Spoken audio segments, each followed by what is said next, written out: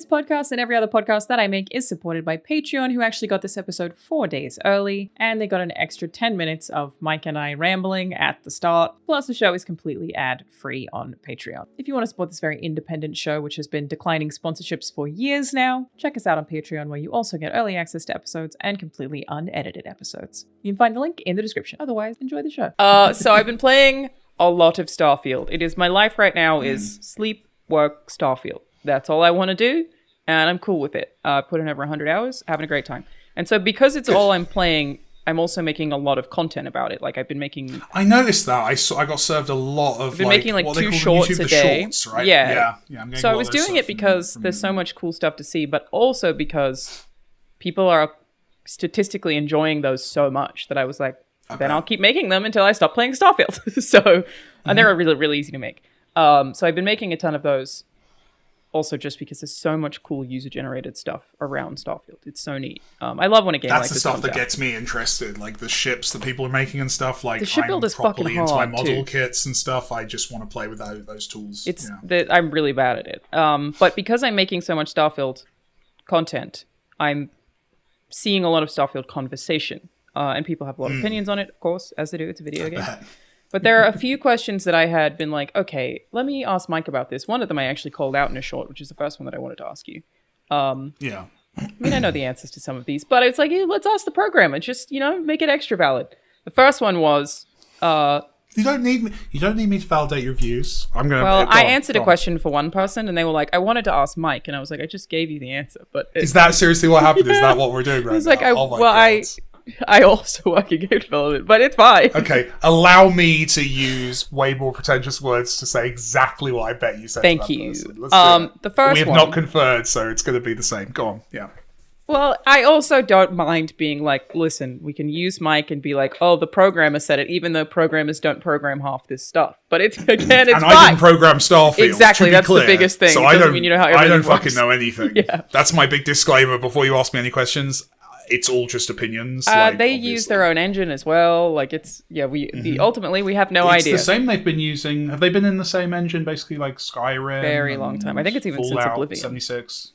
Really? I think so, but cool. they updated it. It's definitely a house look. It's like a 2.0. I can believe that. Yeah, I mean, not even the look. It's like clearly their systems are the same, right? Like, it's just that engine is also that. It's not just visuals, which again I know you know, but other people don't know. Okay, so the first question, which is one that like I'm really not sure about. I could make some guesses, but there are no mini maps in the main cities. Which you haven't played the game, but you go to a city.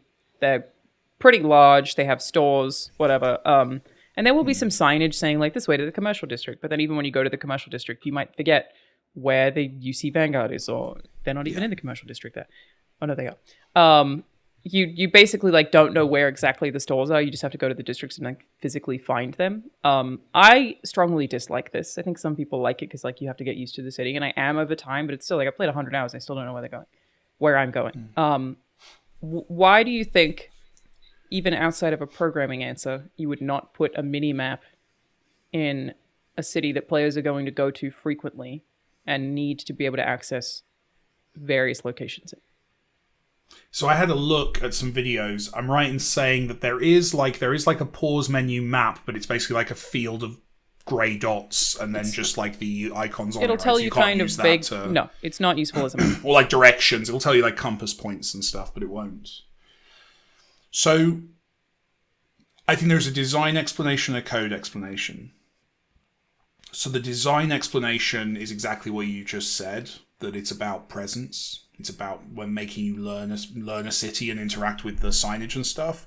There's a school of thought on game design, which is basically all game design is just about confusing the obvious answer. Mm-hmm. So basically, you could absolutely play a version of Starfield where it just comes up with a list of all the locations you can go to, and you click on a location and you're there, and then you click on the thing you want to buy in the shop you're in, and you get that, and there's no friction at all, and you have infinite money. It's just games are friction. Games are creating a bunch of obstacles for you to overcome on your path to...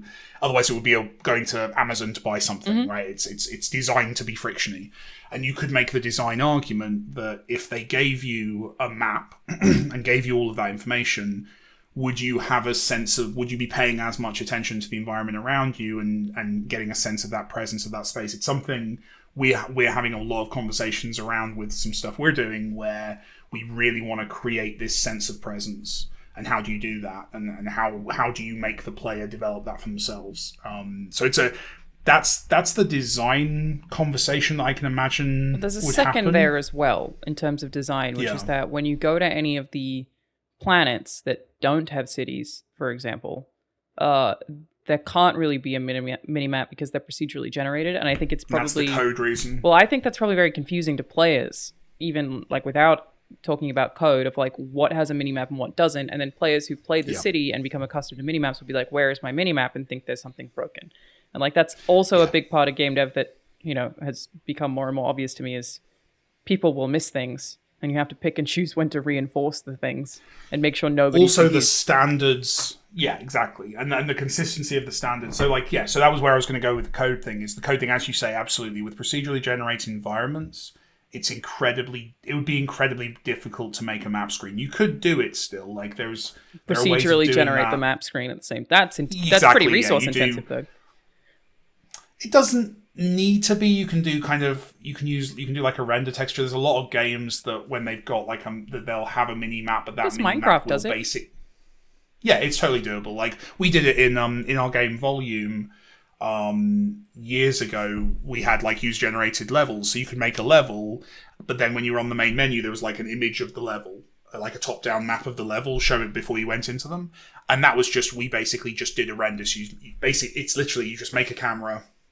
Put it up above the level, orthographic perspective, take a photo, save that photo, and now you've got that photo. Oh, that's cool. So there are ways of doing that, but there's lots of reasons why that would be tricky or messy or not hit the standard. And I think that's the biggest thing is the expectations of consistency that exist in a commercial product. And this is why mod teams, and I was watching a video about the minimap thing, and the guy showed like there's a mod that you can just like get a map for whatever that main city hub is. Game-maps.com has a bunch of maps for all of the cities. And someone's made a mod where that map will be on a billboard, which I think is an awesome solution. Like it's such a good idea because it's clearly a problem. Works. A billboard makes sense. Still immersive. Then you've got the lot. You're in the store, but also there's a story reason. Like someone put a billboard up with a map on tourists. They're tourists because there's infrastructure is being built here, so they built that. The point I was getting to is that like with for players, if you're inconsistent, that can look messier. Yeah. And again, this is actually something I can't talk about what it is, but we're talking about in relation to our next project. Is there is the thing when you're making a video game, not having something. Let me think of an example here from like if Mario had no music. Like a Mario on the NES had no music, you wouldn't care. You'd notice, but it would be fine.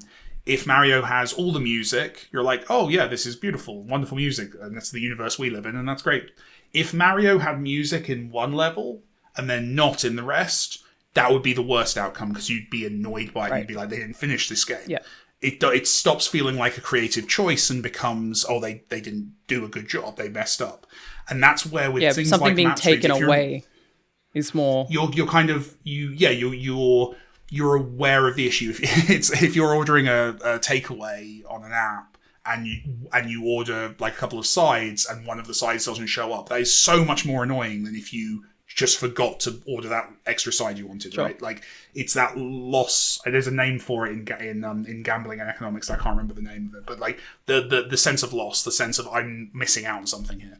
So that's possibly the argument is if they ran into like a technical problem which prevented them from doing map screens everywhere, then there's probably a pretty decent argument that, well, we should do them nowhere then, because then no one will notice they're not there. And of course that seems like that was a wrong argument maybe, and maybe they would do something with a patch to kind of add that back in. But there's definitely the argument with design of like not pointing out to the player what they're missing, not giving them something, not adding a mechanic here that you can't do everywhere, because if you do it here and not there, people will be pissed off. Right. And I've definitely made choices like that on previous games. Like that's definitely something you have to do. But yeah, it's wrong. It's one of those ones where it could also honestly just be something as simple as scope. One of the interesting things... You think that like something like, I assume a minimap is relatively simple. You think that's a scoping issue? It's not necessarily in and of itself, but it's a dependency and scope issue. So it would be the last thing you do. Right? Yeah. So if you're making little tweaks to your levels and making different environments, and we want to make that art in this area look a bit better because we've got a little time to do that, or we want to add a room here because playtesting shows that players need to blah blah blah blah blah. If you do that, you have to re-render all of your map screens, assuming it's an image, but it definitely is in this case. They would basically, there's a dependency there of like basically, and this is a lot of game development. This is the boring stuff no one ever wants to hear about, but like it's all a series of dependencies. So if you know rendering a map and making sure an artist looks at it and goes, yeah, that looks fine. If that takes an hour and you've got 100 locations, that's 100 hours. And you can't start that job until you've locked all of your environment art, and your environment artists are crunching to try and get this thing gold right on the deadline, but you've got 100 hours of this. I could totally see a decision where you go, we're running late, things are where they are, my artists are exhausted, I've not got 100 hours to put into this map screen stuff. Let's get it out in our first update, and it's a nice quality of life feature that players will thank us for. I could see that as well. I'm not saying that's what happened, but I could. It's always possible. A train of. That's like we did it. So like with in much smaller scale, but Solitaire Conspiracy, when we launched it, you selected your next mission from like a list of missions, and we always wanted to have like a cool spy map, but it just was one of those things where we were doing other things and we just didn't have time to get that done. Even though that would have been in itself a pretty quick job. What would maps look like for that game?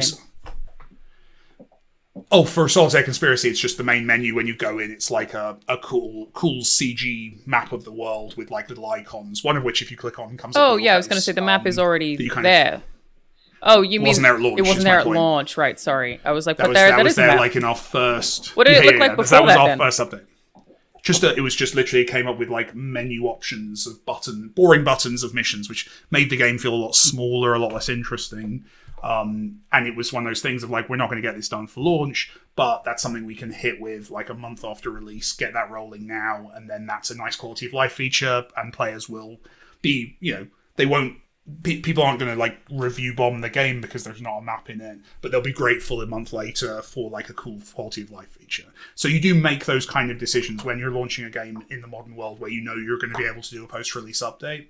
If there's always that weighing up, like every single bug database for every single game ever made still has bugs in it and still has features that they didn't get in. Like no game is complete. You always ship a game before it's done because you have to. And those things may have slid. I can absolutely see that being a decision. The only games that don't get shipped like that are games that don't come out. Like that's literally exactly, it. Yeah. That's the ones that have been worked on for 10 years now. Point. Yeah.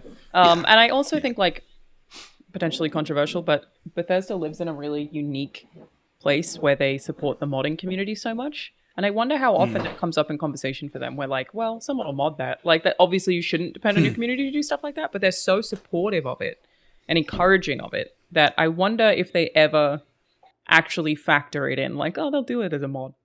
Because they may be, like BGS specifically, maybe the most well-known, it is for AAA for sure, like studio for mod support.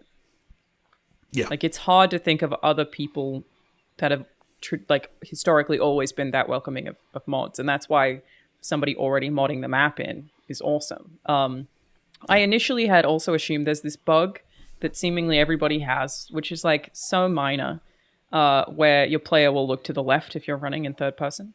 They just like their head just spins to the left. And it happens to almost everybody. And I had assumed, I was like, well, they probably haven't fixed it because it's hard to fix. Like there's probably some weird thing with that particular behavior that has made that like changing it will break something else. Like maybe it's like you're looking towards your objective marker, and the way that they've literally programmed the objective marker is like there's some weird shit that's made that happen, but a modder fixed it immediately. And I was like, oh, maybe that was one of the ones that they were like, it's not a big deal. They just I wonder that's what you're describing again. Like all of these things I'm saying are completely ignorant and uninformed. I'd love to look at the game seems so dense. Mods. That's what makes it so interesting. It's like what? But that's one of those things where like that wouldn't have been because it's related to like camera look and move. If that was in any way frequent, they would have fixed it, because that would be immediately would shoot up the list to like a high B kind of class bug. A class bug is like a crash or whatever, but B is like it would sit there. So that makes me wonder if there's some weird quirk of how they were playing the game. That's the kind of bug you get when the entire dev team is using keyboard and mouse and not controller, or vice versa, or where everyone on the team is using a good controller because they've been given like brand new Xbox controllers by management. QA's and actually a job to play in as many ways as possible, right? Like, and I think it does maybe happen if you're like looking at somewhere and then you like go into third person mode. Like, it's not, if you're in first person, your camera won't shift. It's just the player character will look left while you're running forward. The other possibility there especially is bug fixing. And again, this is something you know this well, but like bug fixing is not a linear process, so it's entirely possible there was a bigger camera bug that they fixed a week before release. True. High-fived, didn't realize they created this as like a result. Every bug generates 2 more bugs. Yeah. That's kind of the but just on that point about QA, I know you weren't like knocking QA for missing stuff, but like this is one of the reasons. A good example of this is every game studio I've ever worked at, and now the game studio I own, has the policy of, for the last 6 months of release, I don't care how good your podcasts are or how sick the sound of the soundtrack to the game you are, you have to play with the audio on, because most games teams, when you're playing the same game every day to work on it, you mute it. You're not listening to the audio. Oh, I didn't do that. When I was playing through Ragnarok, I listened every time. But I guess that's because for narrative, you probably weren't playing it straight. Like, no, I wasn't playing it as much as QA. 8 hours a day. It's also that I needed to hear the lines. So there you go. But most programmers, say, who are working on like gameplay code for the game, will play the game muted and be listening to their own music or podcasts or whatever while they're working. Fair enough, yeah. My point is, like, towards the end of development, you get the whole team to put their audio on, and then you find a bunch of audio bugs every single time because people are finally listening to the game and audio bugs are playing so for 2 hours at a time. Too, because like there's so much stuff where like it's just games are terrifying is all I'm going to say. Like seeing stuff in engine and then being like, okay, well, that will trigger this line, but then we have to be careful of when that line gets triggered, and like there's just so much of that. Like even writing a script for a video game is like not as simple as it seems, because so much of it is that this will get triggered here, and then but there's not enough space for that to not trigger over the top of that, so you have to be careful about that line. Like it's just so much, and I think that's why audio bugs are so common in a way that I didn't realize. It's getting audio to play in the right places where you want it to is like a whole separate video game in and of itself. Like it's not like line so plays here. Like, it's so specific. Yeah. They can take, like, there's I think it might even still be in the game. There's an audio bug in Thomas Was Alone that only happens if you've had the game running for 3 hours. So, like, no one found it. Sometimes I feel like we're not meant to be making video games. Like, as also an atheist, it's like God was like, none of you are supposed to be doing this. And then we're like, let's make it work anyway, right? And he's like, absolutely not. That's why bad things happen in the world is compound errors and no references. That's every bad thing in the world is caused by a bug. Yeah, I like that. It's a lot. And there are a lot of problems. So the left look again. That was one question. Go ahead. Sorry, I was just saying that was one question. Well, that we elaborated into the also why did they look left? That again, someone fixed really quickly, and I don't know. It's really hard to say. I need to read the notes on that. That's what I was thinking. What are the notes that they like? How did they fix it? What was the actual issue? Because sometimes I feel like modders can use tools that the dev team doesn't have access to as well, like that you literally aren't able to use because it's like the company doesn't own the software or whatever. Like there's a million reasons that they can do stuff that the dev teams can't. Which is a thing that I love about Bethesda, for the record. I think the mod support is really cool, though obviously you shouldn't depend on your audience to do it, but I'd be interested to ask somebody there if they do or do not do that, or how often it comes up in meetings. Like, I don't know. I can see it coming up for edge cases, we know 10% of our audience is going to want this feature. Yeah, I wouldn't have thought for bug fixes. In those kind of conversations, no, not for bug fixes, but I bet for we think there's going to be a subset of the audience who wants X. Are they on PC? Yes. Okay. Well, then probably if there's enough of them, there'll be a mod. That I bet it's not lent on, but I bet it's something that factors in to some degree. But I'll just ultimately, ask as well as someone you say, next time I see someone be like, literally, how? Next time I see Todd, I'm like, excuse me, how often do you bring this up? Hey, Todd. I think the last time that I saw him, I was berating him and Phil about wanting a white Series X. And nobody said anything. And I was of the assumption that meant that I was, like, they were going to announce it. But they did announce that Starfield Xbox wrap, which I actually just saw in person yesterday. So it's the first time there's been a console wrap, because usually I hate them. Like, no matter what, I hate them because they're stickers. They often look kind of cheap, it's right? Just They're that I think it's more of a me problem than that even. There are really good high-quality ones now, but I always put them slightly off-center, and I have, like, a very, very, very minor, I don't even like calling it that, but a minor OCD with shit like that, where it will, like, drive me insane forever, and I will have to rip it off. So I, like, can't. Yeah. Stickers, I can't do it. But so the wrap they made for Starfield is, like a plastic. It's not a sticker. It's like a hard case. That also kind of it almost can't help but magnetizes. fit it, Yeah, right? it actually looks. It looks cool. pretty cool. Yeah, they did a good job. Okay, so I'm going to ask you the third question second, because I think it's easier than the second question. Okay. How difficult is object permanence in a game like this? Which is, for example, if I leave a sandwich on my ship, I go play 15 hours of the video game. I've swapped out my ship. I swap back to the first ship. That sandwich is still there. And in Starfield, this is pretty extensive. I tried to spawn 100,000 potatoes in a room. People are loving the potatoes. I've seen a lot of potatoes. I'm going to do some more potato stuff, actually. I was going to try and spawn some in 0G, see what happens. Good content. It's really fun. Okay. And it's a really fun game to play with, because you feel like you do have a lot of tools. I think that's why I'm, like, still so in love with playing it. You have a lot of tools at your disposal to be like, I wonder what happens if this, and that's, like, some of my favorite video games experiences. And it saves all of that, so you spawn all those potatoes, you go somewhere else, you come back, they're still there. Correct. Those potatoes will still be cool. there. So that's my question: is how difficult is that, and why? What do you think is the design decision for Bethesda having object permanence? It's like Well, the design decision, that's easy. The design decision is so you'll make a bunch of videos about thousands of potatoes, because there was enough videos of that in, like, was it Oblivion, where there were people, like, putting they did buckets potatoes on in people's Oblivion as heads. well. Yeah. I mean, it was... So they... Even when I did the potato video, it was... I said it in the video. I was inspired by somebody who did it on Reddit, which was, like, they spawned a bunch of potatoes in their ship. But it turns out that, like, even after that, like, I was like, so many people were like, oh, this person did it in this place, and this person, like, so many people had been doing it just to see what happens, but people are still watching it because it's very fun every time. And that's the design reason. So that's why they did it, because they knew people would do that. I feel like there's got to be more to it than that. I feel like the inventory in the game is, like, such a big thing, and it's got to be, like, you know, especially for a crafting game, if you have a bunch of shit and you want to dump it somewhere. Yeah. And then you want to go back and get those resources. Like, I feel like it ties into the design ethos. Oh, that's a nice win, yeah. It can't just be I bet marketing. it's not, but it... So the reason I think it's probably, not necessarily marketing, but, like, this is a thing we know players have fun with. The reason I would say it's more likely to be that than that they actually want you as a player to do object permanence for mechanically, the purposes. right, yeah. So you have an inventory, right? Your ship has an inventory, you have an inventory. Sorry, everybody. Banjo's being so loud today. No, carry on. I can't hear any of it. It's not coming through. Oh, that's good. Maybe it won't be picked up. He's, like, chewing on this pig toy that has this sound effect that actually sounds like a pig. It's actually pretty deep. Isn't that cute? Now I can hear it. Like, it actually... That's awesome. Look at his face. Anyway, it's very low register, though, so I think it's just right. It's, like, the only the squeaky mic. toy that I have that, like, is low deep. register. Yeah.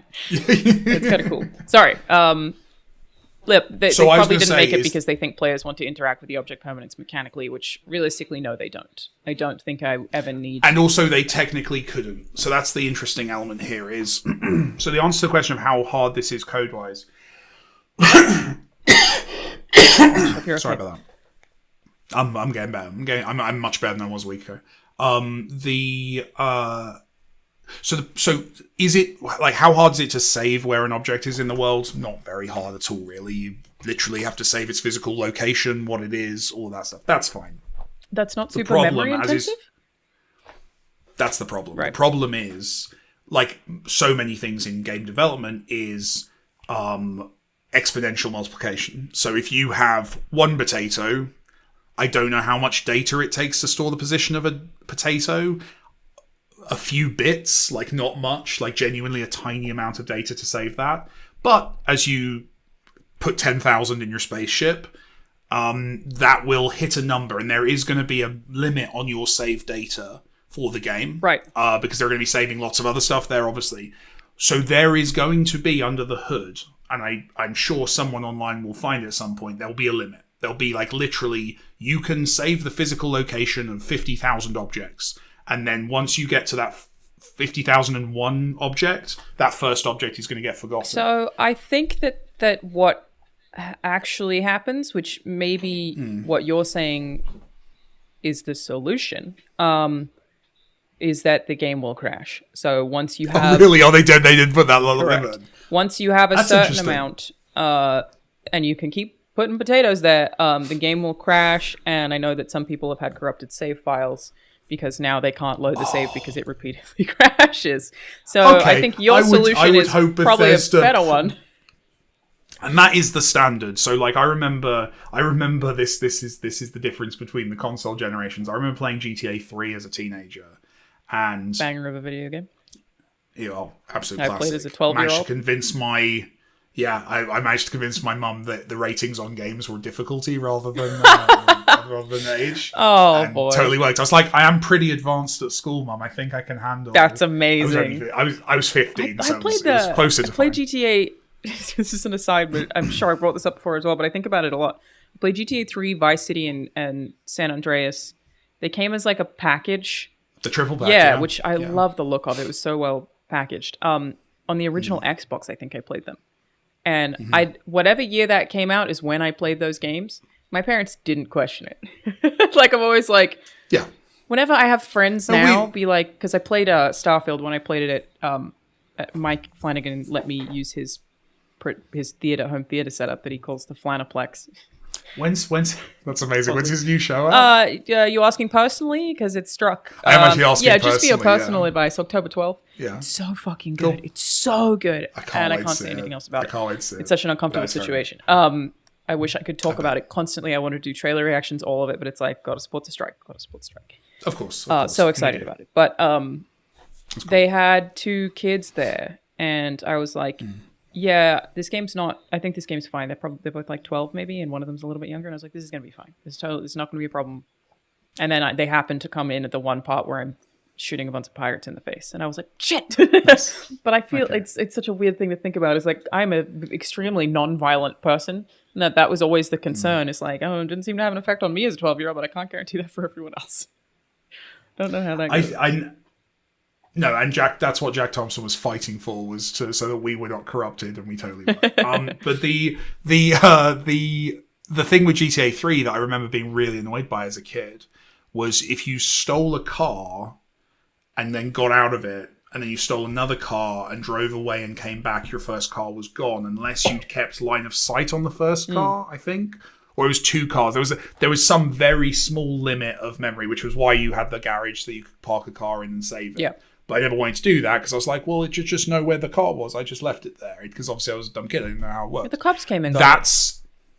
Exactly. There you go. So it works. And that was the thing. And I remember as well with like blown up cars, like I'd set up these dominoes of like 20 cars to explode. And then you'd look away and then you turn back and all the cars would be gone. And we're past that point now. And, you know, we can do tens of thousands of objects. But there is always going to be a physical limit to that because it is data. There is still anything the player does or moves is going to have a limit. Memory is extremely limiting just for all aspects of game development, like even memory console. And save data. Yeah. So what you're doing live and also what's being stored, both of those things will have their own limits. And this comes back to the and this is why more games don't do persistence, is if I can only achieve 100 persistent objects, how pissed off are you going to be when I delete that 101st object? And as a designer, do I even open the door to that criticism? Do I just make it so it's not persistent and just avoid frustrating you when I hit limit? Sounds like here they knew people are going to mess around, so they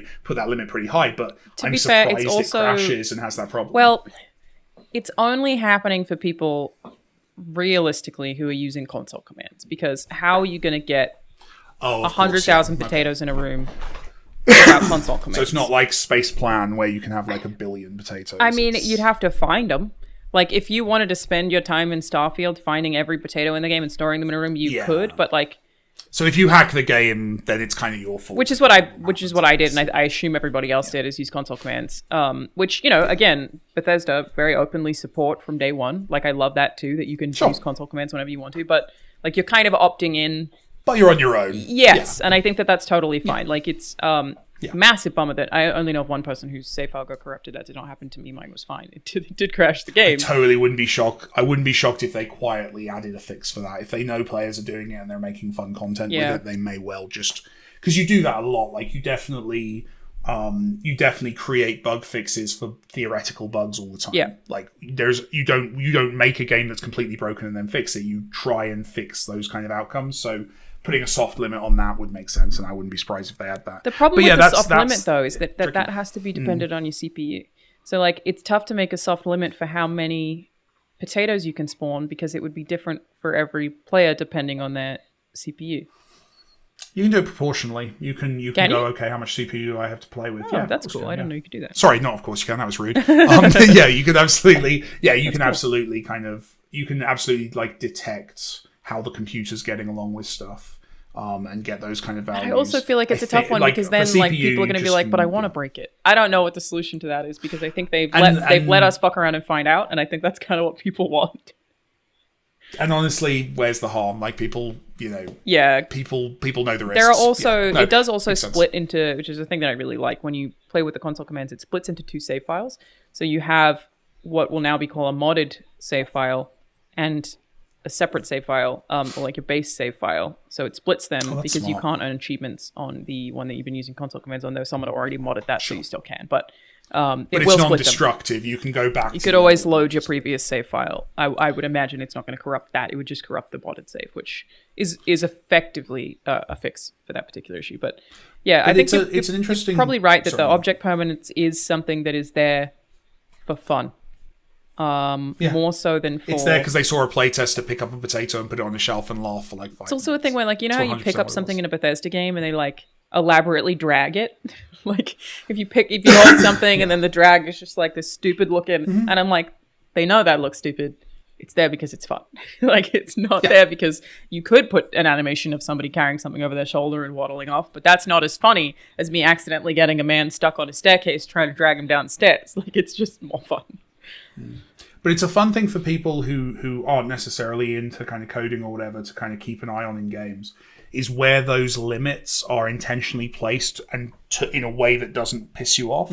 Because there's an artistry to that. Like, things like having capacity on inventory. That you don't have an infinite inventory, you have a limited inventory. That means they know exactly how much data they need to save for your inventory, and they can kind of plan around that. So there's a lot of the walls and limitations in games are structurally there to technical reasons as much as game design reasons. And I think once you see through the matrix with that stuff, you can kind of see the hand of the designer and coder kind of making sure that your game runs. Everything is always thought out. Like, someone always thought of everything. And I think like inventory management is obviously a huge thing with this game. And like, I just feel like there's so many memory resource allocation things in terms of, so I flew to Pluto, took me 7 hours to get there.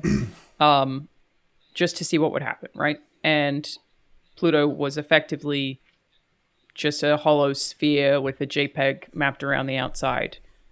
So are you the person who did the 7-hour video? Because someone brought sure that up at work earlier. Yeah. Someone brought that. Someone's like, I saw a video where someone spent like 7 hours flying towards Pluto to see. Because the next question you're going to ask, I actually asked some people on my team earlier, because I was like, I think I know the answer to this, but can I just bounce it off of you guys? And one of them said, well, I watched a video from someone who did 7 hours. I was like, I think that was Alanah, so this is perfect. So this is good.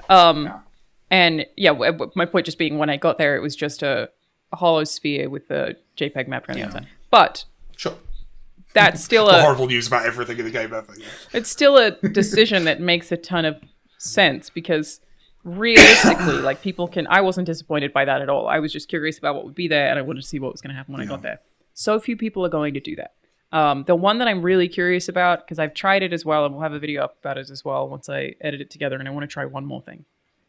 I don't know if you can fly to any of the suns or the stars, and I've tried as many times as possible. I put a bunch of time into it. I used console commands, so I increased player speed and in-game time. I was going to say the distance is so big. The distance is enormous. So I tried I tried. That's a football. I did That's a 10,000 ping pong hours. ball. I remember this from school. Obviously using console commands with player time sped up, and seemingly made it a little bit closer, but barely.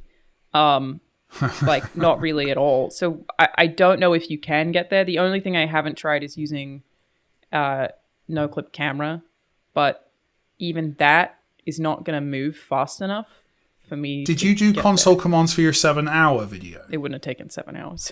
That's fascinating. Like, that's the part that's interesting to me, because this is, again, it's a common problem. If I don't want you to be able to actually get to Pluto, but I want you to feel like you're physically moving around Pluto, I put in a curve. I basically exponentially, I apply so much friction to you that you'll eventually hit a wall.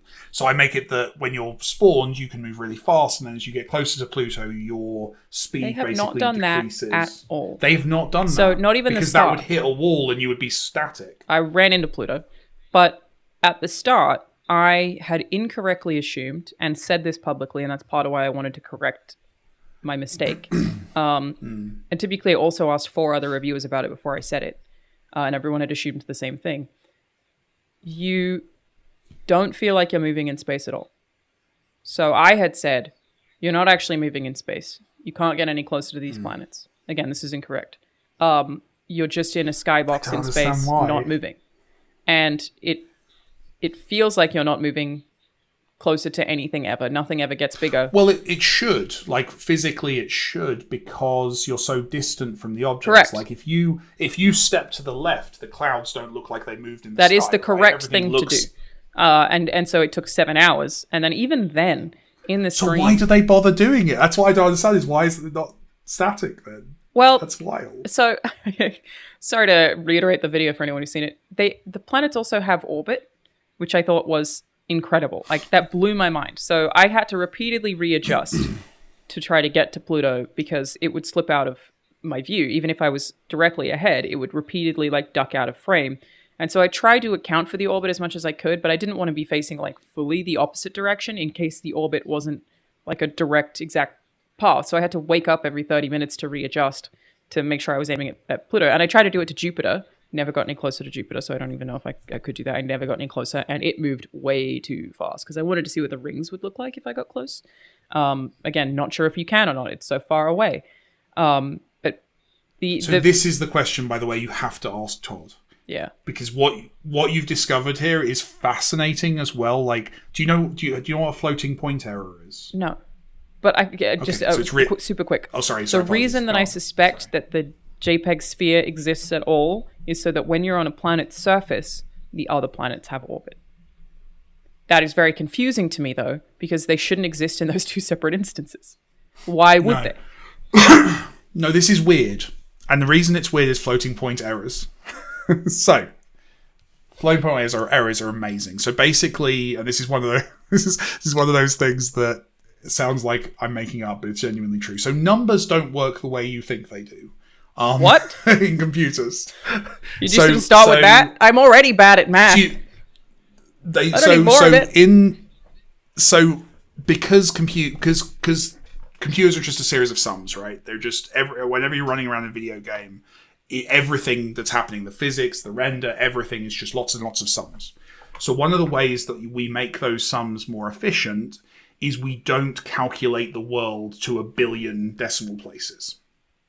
Right, so the numbers are not infinite in the way they are in the real world, where any number you could divide by 1 billion, trillion, zillion, and it would still keep going, right? Mm-hmm. So what that means is the two things that can go really wrong in a computer game from a spatial point of view are very, very small things and very, very big things. Because essentially the numbers underlying them are abstracted and kind of guessed at. There's lots of rounding and guesswork involved, which means in most game engines, if you were to travel 5 miles in the virtual world over there, you literally would see, and it's every programmer in the world has done this at some point for fun because we're really cool people. You would see your character mesh would start glitching, like everything starts wobbling and bugging out because the game is struggling to render you because of the lack of mathematical resolution at that level, at that distance. So, where I'm getting to is, making a really big space is very fucking complicated and takes a lot of work. I had assumed so why the opposite. the hell would you do that for a skybox? Yeah, so the skybox... That's the bit I'm struggling with. Okay, so... And it's also... I might email... This is a really interesting one, PR it kind of indicates... and be like, hey, can we chat to somebody on Playwatch Listen because this is so interesting, which is, like, again, one of my favorite things about this game. So, it is a very, very, very big skybox with just a very, very, very large planet in it. There are so many things that I don't know that maybe even people at the studio don't know the answer to, which is, like, when I went to Pluto, I spawned in Pluto's orbit. So, you know, like, you spawn... or you fast travel to a planet and then you do the landing animation to the planet. So I spawned right in front of Pluto, flew 7 hours towards Pluto, and then eventually entered Pluto, and Pluto was invisible from the inside. But that was just in Pluto's orbit. I don't know if I could fly from Pluto's orbit to another planet. I think those may be... Even that distance to Pluto's correct. Orbit is millions of They miles. are separate individual skyboxes. And yes, that distance is millions of miles, but there's nothing saying that it's empty. It's completely... There's nothing in it except that one big the sphere JPG that keeps moving. But there's nothing to say that they aren't falsely, massively decreasing my speed for that particular instance of the skybox. That could be how you do it if the planets are much closer than they appear. But then it wouldn't look like a skybox. I'm fascinated. It's one of those things where I'm super interested. Like, I don't... It's a really complex, messy solution to what should be a simple... When you're designing stuff, there's two ways game mechanics and game stuff happens. One is a game designer sits down and goes, I want the game to be exactly like this, and then people go and make that. And another is the game designer goes, I want to make the game exactly like this, and they go make that, and they realize it's shit. And they change everything and tweak it and iterate it and make it something else. This feels much more like the latter, like they were trying to do it they were trying to do something completely different. It's entirely possible that they originally tried to make simplify. No Man's Sky and then decided to get rid of landing. It's a big speculation, but that would explain some of what I'm talking about why you would go to that much effort for something that doesn't actually grant the player an outcome that's valuable. But it could also be something else, like, to be clear. Like, they never expect anyone to fly for 7 hours as part of it, right? Like, no one... So why would you make it that they could? Why surely would you they knew physically... They knew I'd do it. Like, they knew someone would do it. Let me summarize my problem more. Why is Pluto a sphere and not just an image of Pluto if they don't think you're ever going to get close enough to it to see? It's spinning the whole time. So Maybe. Every planet is always spinning, as it should if you go to the Sol system, and orbiting. There might be a programmer in the comments who's laughing at me because I'm massively overcomplicating, but it seems like a really complex solution to that problem. I really do need to call someone from that team at some point. Because I was like, what? Why? Like, for something no one is going to do. Yeah. Why?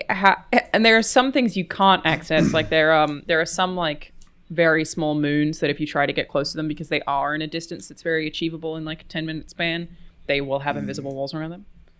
And there's so much of it that, like... And that indicates that they were trying to block you from doing this behavior. They did on those. I'm fascinated by this. And I'm like, I don't know which planets you can and can't. And again, I've tried getting to the sun, and I'm going to try a couple more things before I publish the video of my sun experiment. But realistically, the sun is just going to be like a light source. That's what I expect the sun to be, is it's just going to be bright orb. It'll be a sphere with a shader and the light source that's happening for everything else, yeah. Right. But I don't think I'll ever be able to get there. I think it's too far away. It's also like... it's like, can I actually physically get from Pluto to the next nearest planet? Or are they locked individual skyboxes? And can I get from one solar system to another if I flew fast enough? The thing that happened when I tried to go... I would say no, but the fact that you could get closer to Pluto the problem. Because I could get to Pluto, now it's like, what can't I get close to? Like, I don't know, and I think it's super Because I can't overstate this. Like, No Man's Sky, they had to build a whole fucking engine to do this level of calculation. And even then, difficult. The fact that No Man's Sky is procedurally generated is one of the reasons they can do this, because seeds, and anyway, it's complex. But yeah, that makes sense. Whereas here, this is so much work to do to make, genuinely, in video games, nothing you see in most video games is ever more than about a mile tops from you. However far it looks like it is away, it's never further than about a mile away from you. In open world games, that's pushing the boundaries, and with some open world games, they even fake that like they will treadmill the world around you and shit. There's some wild stuff. Not so much nowadays, but like back in the GTA 3 days, there was a lot of bullshit happening. Yeah, so I don't know why you would do this to get millions of miles of space. Again, for something that seemingly, I mean, I'm only talking about 4 people, I was going to say everyone, assumed wasn't even moving. We assumed that we were stuck in space skyboxes and that we weren't even moving. I assumed I was in a space treadmill, never getting closer to a planet, and then I ran into Pluto. Unless you're literally moving like a centimeter a minute and you just don't realize it. And that's that far away. But even then you would see parallaxing. And you don't want the parallax, because the parallax is what makes things look closer if they've got parallax. So I assume in this case there's no parallax. I have no idea, Mike, and it's fascinating. It is fascinating. We need to get someone from the I'll ask, because there's so many things that like... 1 second, sorry, Alanah, I'm having the technical. Oh, I thought you said you were going to take a call, and I was like, right now? I mean, you can. I can't hear you. I'm sure it's all good. Everything is fine. Oh, hey, everybody, it's just me. Mike Connie. Oh, damn it. I was just about to, I don't know. You had to drop me in there. Insult you in some way. Okay. Yeah, let me see if we can get somebody. No promises, obviously. Like, I want no shade if they can't join us, but let me see if I can, because I have so many fucking questions. And I really feel like with the way that this works, I don't even know that everybody at BGS would be able to answer these questions. I suspect that most people are like, I don't think so. Like, I think it's so elaborate in my head. Occam's razor is you're actually only moving like a centimeter a minute. And it's putting enough speed lines around you that it feels like you're going any faster than that. But even then, I still don't understand why you would build all of that complexity. And that's one reason why maybe no one would want to talk to you about it, because if you're right, they have to explain it. Trying to build more of a I think Todd may have said that, though. I think Todd may have addressed that they decided against letting you fly between planets, and it was spoken about, but it was decided against, and they just went with the landing animation, or like fast travel landing animation system. And that would explain why the system is the way it is. Right. But I obviously, again, don't know. I don't. Yeah, and I also don't want to misquote him. So we'll see again. I know I'm not no shade at anyone. If they don't want to join, I don't want to put pressure on anyone publicly to be interviewed by me, but I'll ask. So the final question, directly related to that, and I feel like we already touched on this pretty well, is what makes landing on planets so complicated? Why do you have to fast travel from space to planet surfaces like they are separate maps and instances? And this is the one that I've answered for people, and they told me I prefer Mike's answer. So, let me take a run at it and see how much overlap there is. Why is the world not contiguous? Yep. Why can I not just land on a planet? Why have they made it a landing animation? Obviously, loading times. The biggest challenge is not necessarily a rendering one, although that would be a factor. You'd have to have some amazing lodding. I mean, No Man's Sky does some amazing lodding, and then does a lot of like atmosphere wiping out the screen as you're landing as well, which is a clever trick. And one that I think Jedi Survivor does for its takeoffs as well, and works really well. The actual problem is again memory. Is that in order for a world to exist around you, it has to be in memory, and you have to load it into memory and load it out of memory. And the challenges there are the scales of data. So if your world's procedurally generated, again, this is one of the things I love about No Man's Sky, is so many of the problems of making a No Man's Sky game are solved by having a procedurally generated world. Because, and Ghost of Tsushima as well actually used this method, which was fascinating to me, is if your world is procedurally generated, you don't have to hold Ghost of Tsushima has procedurally generated for its grass and its tree for nature stuff in Ghost of Tsushima. Know that. I believe some layer of that I think is procedural, especially like grass. What's great about doing anything like that procedurally is if you have to place every blade of grass, then you obviously, it's like your potatoes. You have to store all of the locations of all of those blades of grass. If you have a system by which grass is placed, so it's Ghost of Tsushima is not procedural to the extent that it doesn't decide on the fly where grass is going to be. It says grass is going to be in this area, and it fills it with grass. That means you don't have to load in, during a loading screen, the position of all that grass. So because their environment is very natural, that means that their actual amount of data they are loading up for like chunks of world in that game is much lower than you would normally have for like a Spider-Man 2 city, for example. Like there's a drastic difference in those problems. But, which is why Ghost of Tsushima has much shorter loading times than Spider-Man did. With No Man's Sky, when you're coming into a planet to land, it's not loading in where every tree is, where the valleys are, where the rocks are. It knows that and can generate that on the fly from what's going on. So you're basically loading a piece of positional data about this planet is here, and then as you fly in, that world's being generated as it's being loaded. There's no skip of having to load a bunch of stuff. Anyone who played like Halo 2 back on the Xbox, and there was like that noticeable stutter as you ran into a room where it was loading the next room. That's not necessary in a procedurally generated place.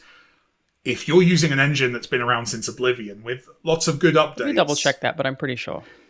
But even if we're talking about the engine, even if this is the Skyrim engine, whatever, if it's a legacy engine that wasn't built specifically for this, and if it's not leaning on procedural for its main city environments, which it isn't, there's just a phenomenal amount of data you have to load and unload when you're taking off or landing on a planet.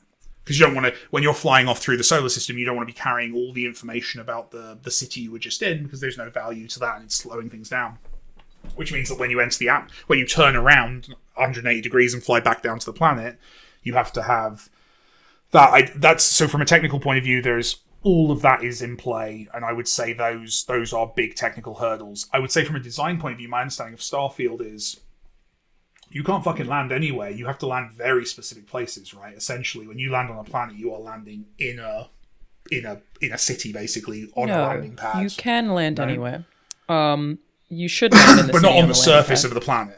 Yes, you can. So first, you were right. I was wrong. They used the Gamebryo engine for Morrowind, Oblivion, and Fallout 3, and then Creation engine starting from Skyrim. So it's the Skyrim engine using code base from Fallout 3. But I mean, even Creation is, all engines really work this way, so it's kind of reductive. But it's a 2.0 version of Gamebryo. They didn't completely remake the engine. That would be stupid. So it's repeated expansions on the same engine. And that will have created technical challenges. All engines are designed to do a specific... There's no This is built to make one type of game. Yeah. It's not built to make No Man's Sky. So they made that type of game. Yeah. There's a very smart, frugal, and game development decision to make the game that your engine is good at. You can land anywhere on a planet. You can just pick where you want to land and go there, but generally there will be nothing to see. And you get a tile of a certain amount of space that I guess is repeatedly mapped around the planet. But once you get to the extent of the first tile, say you've landed and there is a boundary, it'll tell you have to go back to your ship. So if you want to map out a whole planet, you would have to land, find the boundary, take off, land again, find the boundry. So you're getting dropped in little playpens. Planets at all. Yeah, I don't know if it continues. In that, I imagine they're not remembering what the landscape looks like every time you land, except for if you put an outpost down, because that would be absurd. Why would they let you map out a whole planet just by landing on the whole? It just can't. You can fly to Pluto, so maybe they are doing it that way. But the way you would design it for this system, if you're building it, is that basically the city biome, the location you're meant to go to, is a big map basically. Yep.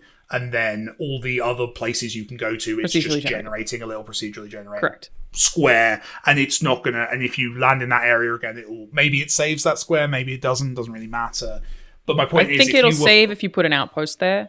Otherwise, you wouldn't even really know how to land at the exact same coordinates. That's what I'm saying. Is with the landing, this wouldn't work. If that's how their planets are set up, they will have hit a scope thing where they've gone, we can make I don't know what it is, 20 really good cities. We can make 20 really good their cities are really cool. Yeah. But but they don't want the experience of you flying down from space and you're on a blank planet flying around looking for the little oasis of the city on the planet that you're meant to be going to. That would look terrible. It's not the fantasy of the game, and again highlights a limitation, which is often the job of the game development team, is to steer the player away from the stuff where we're saving money. Yeah, it's just it's a lot of stuff that really the short answer is if the question was why can't you literally what was it anymore? Oh, why can't we just land on planets, fast travel directly to planets? It too big. If that's the short answer is it too big. And also just not appealing to enough people. It's something that I think they might have even said this. Like, once you do it a couple of times, that's it, and then you'll be like, I don't really want to. I'm just fast travel. And it's a phenomenally expensive thing to get right, and difficult. From an art perspective, from a code perspective, the thing I think a lot of players are unaware of, and they shouldn't be. It's not reasonable to expect them to be. Is bigness impacts like file size and memory, but density is just as important. So if you're making big randomly generated No Man's Sky planets, great. That's very cheap to load because you can just load the seed and then generate everything else on the fly. But if you're loading a AAA city, that's orders of magnitude bigger in terms of like the amount of data that represents that versus that, and that's a trade-off developers make. We are. I mean, it's literally called budgeting. It's in terms of like how you build this stuff out. You not just the financial budgeting of making those assets, but the budgeting of what can the computer render in 30 FPS. Yeah, that is always the thing that we're thinking about. Just constant trade-offs. Makes sense. Have you played Baldur's Gate 3? I still haven't, no. Because they've also done some shit like similarly to Starfield that I'm just like, I don't know how you did that.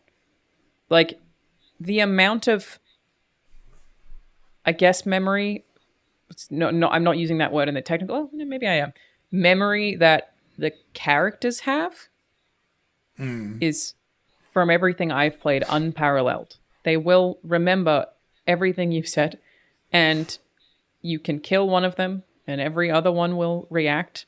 Like, there seems to be so little limit on how the characters will remember your actions and what your party has done with however many Like, I can't even fathom how they did that. And thankfully, I am having some of the writers from Baldur's Gate 3 on my writing podcast. Because I'm listen to that. I'm going to be like, how the fuck did you do this? It sounds it sounds almost like what Hades did, but like at a ridiculous scale. That kind of very reactive story. It's nuts because like there's limits even in Starfield where if someone's important to a quest, you just can't shoot them. Sure. And like I've had some moments where I've talked somebody out of combat and be like, "Truce, we won't fight." And then I wanted to kill them anyway and couldn't, because like I had made the verbal decision in the dialogue tree that I was not going to kill them.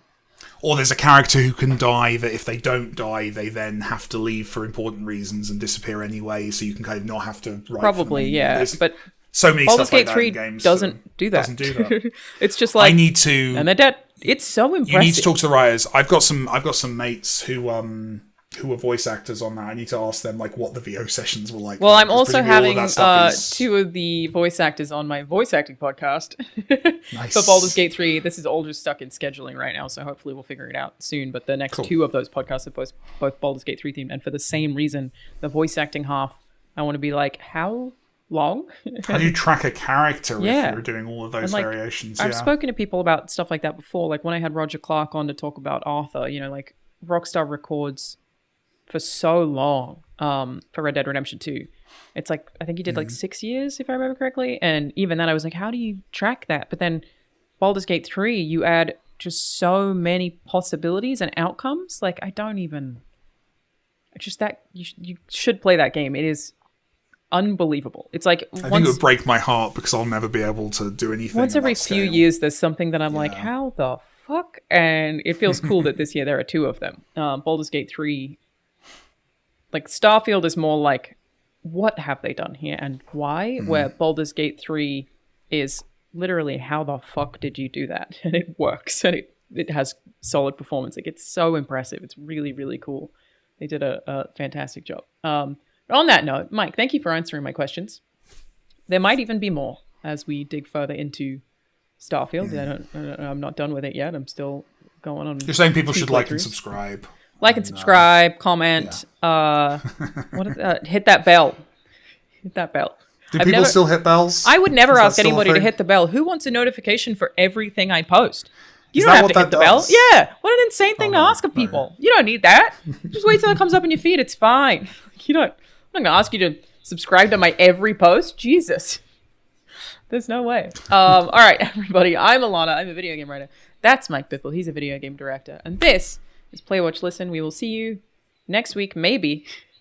It's just permanently a maybe now. Austin is in a recording session, allegedly. So he wasn't able to join us today. But hopefully next week we'll see. Bye, everyone.